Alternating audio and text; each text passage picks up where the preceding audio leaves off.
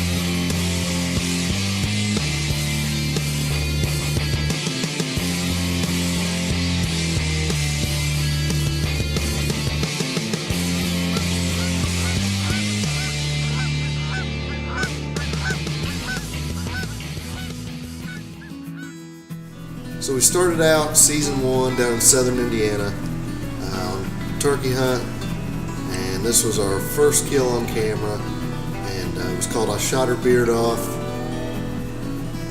The strangest thing that's ever happened to me while turkey hunting. I've always wanted to kill a bearded hen, and had a bearded hen come out. It was just too far, too long a shot, and I shot her beard off. So that's why we called it that. We ended up connecting with a really nice Jake a little later on in the season. We had some encounters with birds, but people don't understand how hard it is to put everything together, even without the camera. And then you throw the camera in the mix, and it would just, we found out a lot. We learned a lot of lessons with that first hunt, but we connected with that Jake, and I really was excited about that. And it was cool to bring that as our first episode. So after that, we moved on to episode 2 was our Lucky Charm food plot, and it was really the first time we'd ever frost seeded a food plot. We did clover, and going through all the steps of frost seeding was actually fun. And of all the food plots we planted last year, that one was the one that blew up, and it held big deer all year long.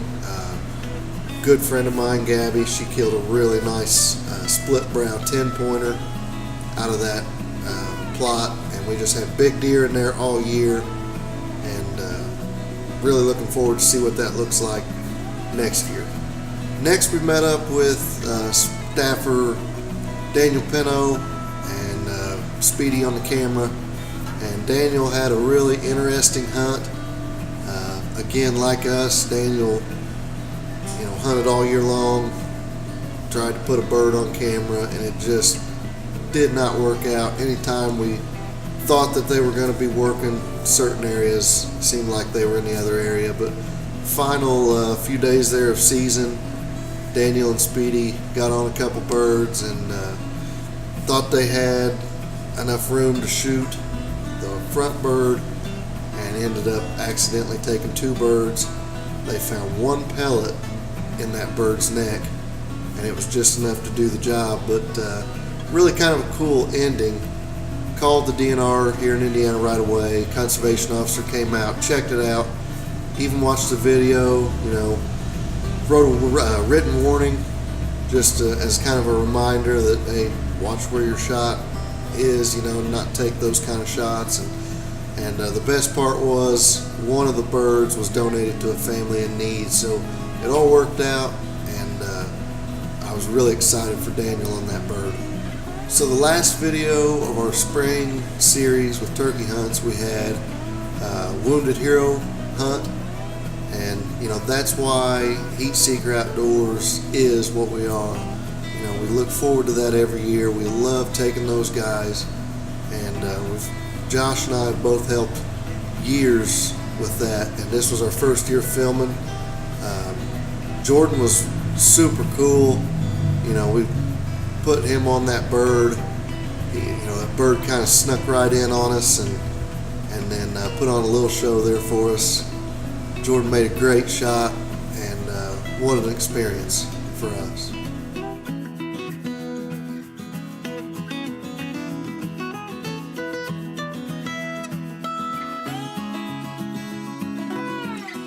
So next was our summer series. We had first episode was fishing, and here in central Indiana, southern Indiana, we're huge on pan fishing. There's nothing funner. Love taking our kids out, putting them on those big slab bluegill, and we had a really good time. This was our first time ever filming a fishing, expedition, and we really had a lot of fun with it. And matter of fact, today at the station we're gonna fry up what's left of those fish. So really cool episode there. So the next video in line was actually the first hunt that we actually filmed, and it was a goose hunt. Had snow. It was just all the things just set up for a perfect day in the blind. And again, we were along with staffer Daniel Pino and his group of buddies. This was our first hunt. Like I said, we learned so many mistakes out of that, but it was really cool to put an episode of that together. And we got some birds killed on camera, and quite frankly, my little girl's favorite meat to eat is goose, so I got to be a rock star dad out of the same time. So we really enjoyed bringing that one on the line. So the next video was part 2 of our fishing trip down in southern Indiana. Josh was trolling for big crappie. We ended up catching some bass, and boy, there's really nothing funner to catch in my mind and eat, especially than those big crappie. And it wasn't what we went down there to do. We just kind of middle of the day, it was like, let's just see what happens. And Josh had some crankbaits, and we ended up being real successful with it, enough that we're already setting up for this coming spring to go back and maybe do a whole day of trolling. So it was a lot of fun. We found a big shelf that kind of dropped off of the edge, and we just rode that shelf back and forth, and it was a lot of fun. And those were also good eating. We'd like to thank the following for their continued support of Heatseeker Outdoors.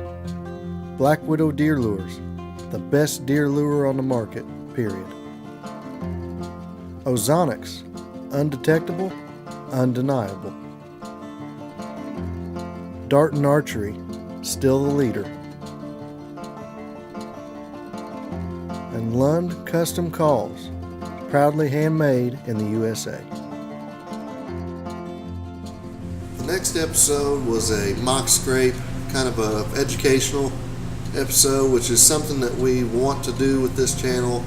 It's not just about showing, obviously, the harvests and all that. We want to also kind of educate. None of us are professionals by any means, but I like to show what works for me. I never understood why guys kept secret, how they were able to be successful on killing big deer. For me, I would rather give somebody a piece of advice or a hint, and them be successful, and then we kind of share that moment together. The mock scrape system that we put in with the Black Widow deer lures, we were able to harvest 5 really nice bucks this year with that system. My wife, which is going to be one of my favorite episodes coming up here in season 2, she was able to take her first deer off of one of our mock scrapes. We watched him come in from over 200 yards away, and he worked 3 of our mock scrapes and was standing in the closest mock scrape to us at 35 yards for when she takes the shot. So that's going to be a really cool success story to show on that episode coming up. So our fall series, mostly deer hunting series, starts out with me screwing things up once again. You know, people don't understand the hours that we put in the field with these cameras trying to get this. You know, it's a challenge, but it's really fun. And all the hours, all the hard work that we put in for that entire year, and then I bumped the camera out of frame right there at the kill shot. There's so many growing pains that we're having with trying to put these videos together and this video series, but it's just so much fun that the growing pains, they add to that. So, and we're not done with growing pains. You know, I killed another really nice deer this year, and I'll be talking in front of this camera again real soon about how I screwed that filming up too. So, you know, a lot of growing pains for us, but we started out with Gnarly, and it was a really cool hunt regardless, and he's a beautiful deer, and he's on the wall now. Next, we were on to our fall food plots. We had a couple episodes on our fall food plots. Unfortunately, here in central and southern part of Indiana, we were hit with some places roughly 60 days of no rain. And the plots that we put in, you know, they sprouted good because we hit it right. We hit it right before a rain or right after a rain, depending on which plot. And, you know, those plots sprouted nicely. And then that lull of we had no rain, and everything just kind of got burned up. Oddly enough, after season was over, we got tons of rain and the plots blew up. So, you know, even though we were already all done hunting out of the woods for the most part, those deer have that food and that protein that they need to get through what's going to be a harsh winter here in southern Indiana. So next, we met up with staffers Speedy and Eric Brown, and Speedy took a really nice public land deer. You know, he's really big on hunting that public land, and it's super cool because not a lot of people can say that they've killed big deer on public land. You know, there are big deer out there, but they just get pressured a little harder, and Speedy walks way back in there and tries to get, I guess the name of the game is get where nobody else can get. And Speedy was successful there. And then with Eric, you know, Eric is he's a meat hunter for the most part. You know, he feeds his family, and it was so cool to be with him and see the respect that he had for the animal, and made a great shot, and it was a fun hunt.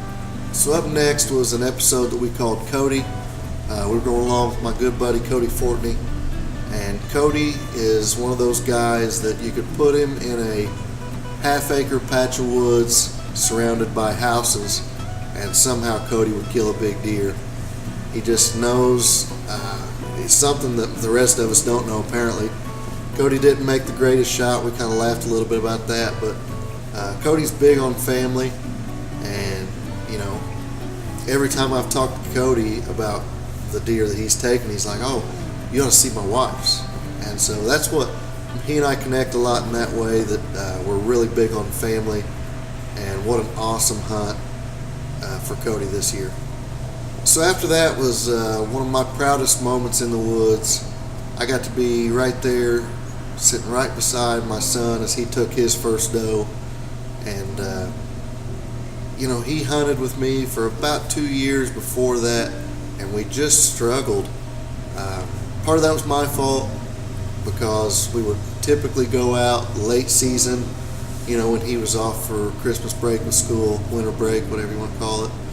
And, you know, whenever he got the chance there, he did not disappoint. You know, he put a perfect shot on that doe. And what was fun for me was watching his reaction when we found her, because she ran out of sight, which was perfect, you know. I wanted him to have that experience of tracking her. And then we were also fortunate enough that we got our buddy Tom let us go down to Big Rack Farms, and we just saw droves of deer, herds of deer coming through. And again, it was late season. A lot of times, those bucks go back into that nocturnal pattern, and we were able to. Hayden shot his doe. She ran about 40 yards. These deer came right back to us, and we switched places. He ran the camera, and I got got behind the rifle. And it was really cool. We got to take 2 deer together, and it's something that he still to this day talks about, and I hope that memory stays with him for a long time. So we finished deer season up with an episode we called Chuck. We were going along with my uncle. He's probably been the biggest supporter for me with Heatseeker Outdoors. He's the reason I started the channel. He kind of motivated me to get going in this.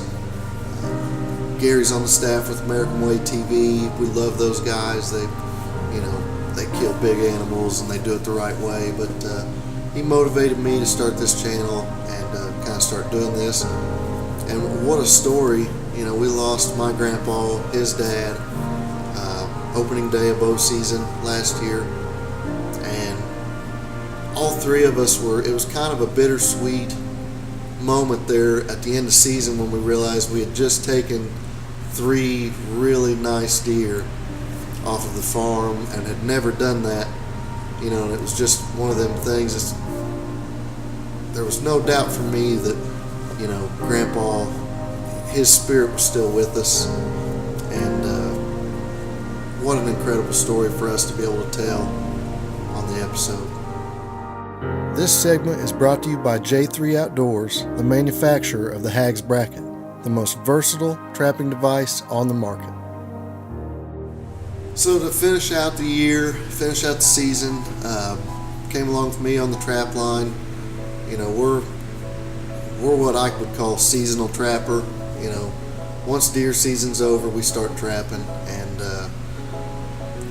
I know a lot of guys were successful early on, and for us, it's just not worth getting out there and screwing up our woods for the deer season. I've got some properties that I could probably trap, but for me, the love of deer hunting just is too much for me to go out and trap in that early September, early October, and so the catch really wasn't there for us as much as we would like to have shown, but that's trapping, and that's something that we kind of pride ourselves on too. Is we're not just showing you the good.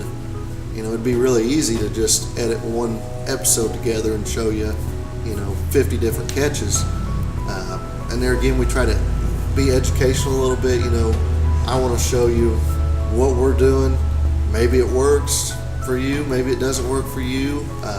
I've enjoyed some guys talking about what they saw we were doing and said, hey, why don't you try this? So I've got a list of things that I'm going to be trying here this year.